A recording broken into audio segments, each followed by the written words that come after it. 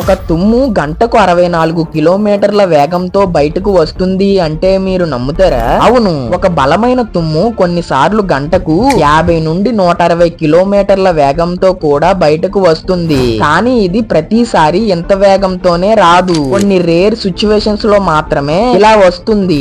అయితే సాధారణ తుమ్ము గంటకు 16 నుండి 30 కిలోమీటర్ల వేగంతో బయటకు వస్తుందంట. మరిదండి, మీకిది అర్థమయ్యిందనే అనుకుంటున్నాను.